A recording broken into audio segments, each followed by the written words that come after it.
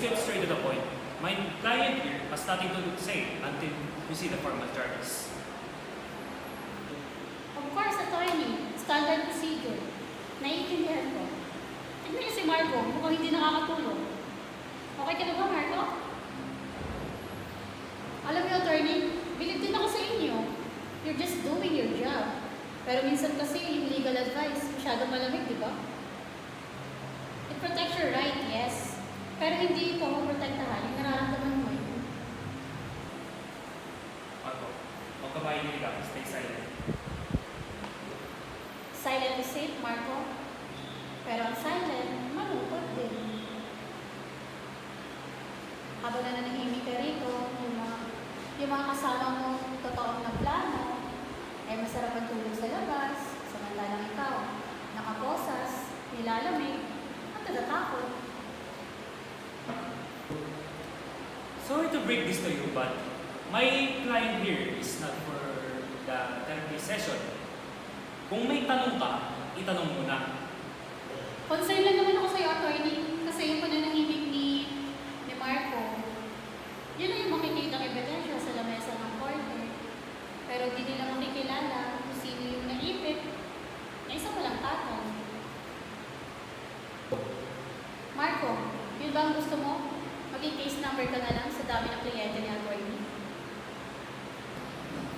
Marco, alam mo ba? Nabasa ko yung message ng asawa mo kanina. Tinatanong niya kung uuwi ka sa birthday ni Junior. Objection!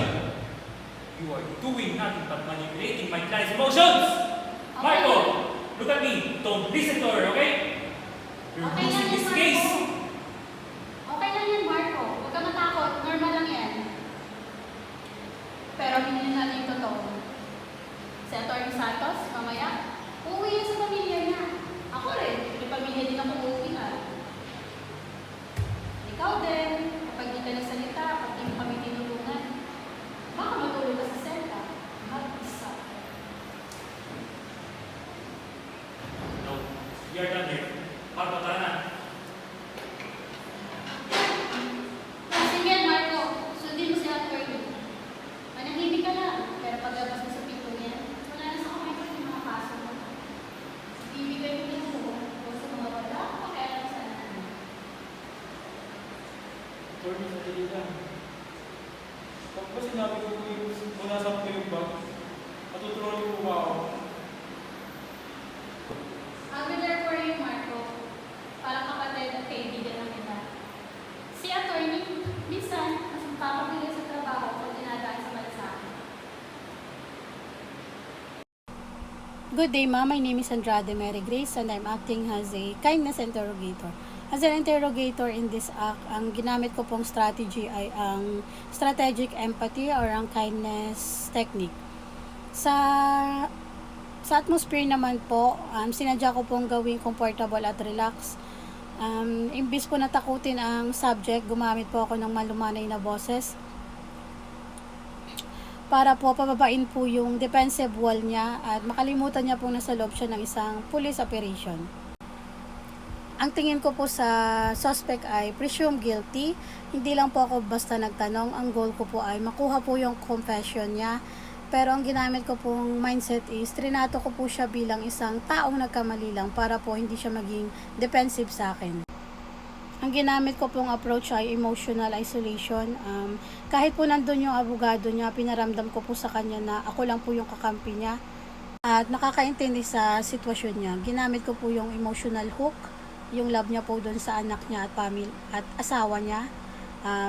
Tapos sinabi ko po na ang only way po para makabalik siya sa pamilya niya is yung pagsabi ng totoo. Ang final conclusion ko po is effectiveness of the techniques po.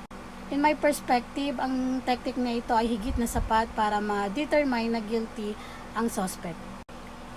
Kasi po, kahit may presence ng counsel niya na nagpapaalala na right to remain silent, isa po ang kindness approach na madaling mapaamin ng isang suspect dahil pakiramdam niya ay may nakikinig sa kanya at may karamay siya na hindi siya hinuhusgahan.